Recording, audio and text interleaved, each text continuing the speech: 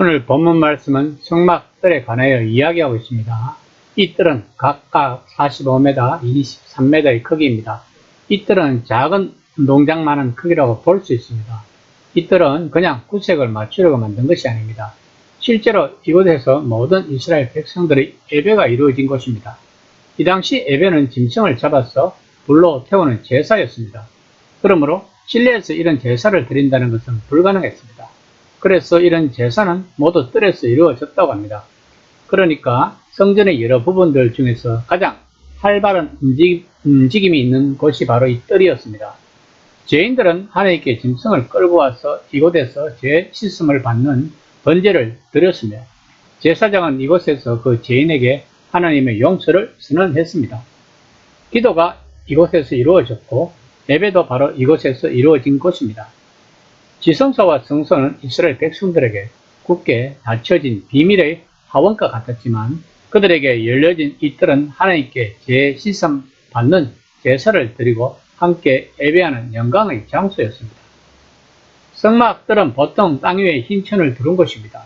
바닥에 특별한 대리석이나 귀한 돌이 깔려있는 뜰이 아니었습니다. 그냥 보통의 땅에 흰 천을 둘러서 구별한 것이었습니다.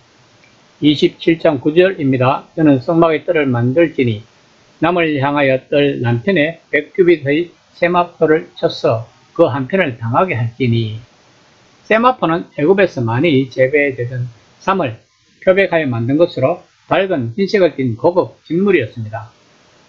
황폐한 강야에 흰 천을 둘러서 그 뜰을 거룩하게 구별하라는 것입니다. 이스라엘 백성들은 오랫동안의 노예 생활을 인하여 거룩이 무엇인지를 잘 몰랐을 것입니다. 거룩은 구별됨이라고 했습니다. 무엇과의 구별됨일까요? 세상과의 구별됨입니다. 물론 우리의 행동, 양식도 구별이 되어야 하겠지만 가장 구별됨의 중요성은 하나님을 찬양하고 하나님을 영광스럽게 생각한다는 것입니다. 그리스도인들은 지, 정, 의가 조화롭게 융화된 전인격적인 사람들입니다. 아무리 철학적으로 인생을 많이 알고 있다 하더라도 하나님을 알지 못하면 그는 전인격적이지 못합니다. 아무리 사랑이 넘치고 은혜가 많은 사람이라도 하나님을 알지 못하면 그 또한 전인격적이지 못한 것입니다. 또 아무리 구제와 봉사를 많이 한다고 해도 하나님을 알지 못하고 믿지 못한다면 그 또한 전인격적이지 못한 것입니다. 모세가 처음 하나님을 만났을 때 하나님께서 그에게 하신 말씀이 무엇입니까? 출애굽 3장 5절입니다. 너희 선 곳은 거룩한 땅이니 내 발에서 신을 벗으라 는 말씀입니다. 하나님은 우리에게 항상 거룩하라고 했습니다. 성경 전체의 메시지는 바로 이것입니다. 내가 거룩하니 너희도 거룩하라. 이것이 구원의 목적인 것입니다. 우리가 거룩하려면 어떻게 해야 할까요? 바로 하나님의 계명을 지키는 것입니다. 그런데 구약이 이야기하고 있는 것은 인간들은 하나님의 계명을 지킬 수 없다는 것입니다. 로마서 3장 23절입니다. 모든 사람이 죄를 범하였으며 하나님의 영광에 이르지 못하더니. 그래서 예수님이 오신 것입니다. 우리들을 거룩하게 만들기 위해서 예수님이 오신 것입니다.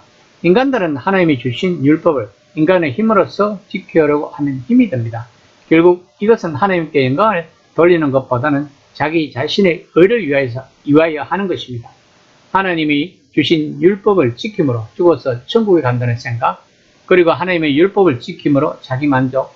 그러나 우리가 거듭나면 우리의 가치관이 바뀌고 거룩이 무엇인지 알게 된다는 것입니다.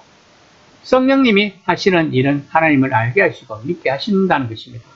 성령님이 우리를 주관하시면 우리는 죄에 대하여 저항심이 생깁니다. 이것은 신학 용어로 죄의 지향성이라고 합니다. 쉽게 이야기하면 거듭나면 죄를 짓는 것이 싫어진다는 것입니다. 여기서 우리는 아주 중요한 것을 알아야 합니다. 우리가 거듭났다고 해서 죄를 전혀 짓지 않는 것은 아닙니다. 우리가 구원을 받은 것은 우리의 영혼과 우리의 인격입니다. 그러므로 우리의 죄의 몸은 그대로 남아있다는 것입니다. 로마서 6장 12절 말씀입니다. 그러므로 너희는 죄가 너희 죽을 몸을 지배하지 못하게 하여 몸의 사욕에 순종하지 말고, 다시 말하면 우리가 거듭나도 우리의 본성은 남아있다는 것입니다. 그래서 우리는 날마다 영적 전쟁을 치러야 한다는 것입니다. 우리 내면에서 우리의 본성과 성령 하나님의 싸움인 것입니다. 우리가 거룩하려면 영적 전쟁에서 승리를 해야 하는 것입니다. 그렇다고 우리가 영적 전쟁에서 졌다고 실망할 필요는 없습니다. 우리는 다시 일어서면 되는 것입니다. 산에 오를 때 3분의 2 지점에서 넘어졌다고 해서 처음부터 다시 올라가는 것은 아닙니다. 바로 그 지점, 넘어진 곳에서 다시 올라가면 되는 것입니다. 성화는 바로 이런 것입니다. 넘어지고 다시 올라가고 넘어지고 다시 일어서는 것입니다. 우리는 한 가지만 명심하면 됩니다. 하나님의 백성은 다시 세상 권세의 노예로 돌아가지 않는다는 것입니다. 그래서 우리는 담대하게 하나님을 향하여 나아가면 되는 것입니다. 그리고 그 담대한 모습으로 하나님의 뜰에 나가서 예배를 드리면 되는 것입니다. 이 시간에 한번 생각해 봅시다. 나는 모든 삶에서 하나님을 의지하여 강하고 담대히 나아가고 있는지를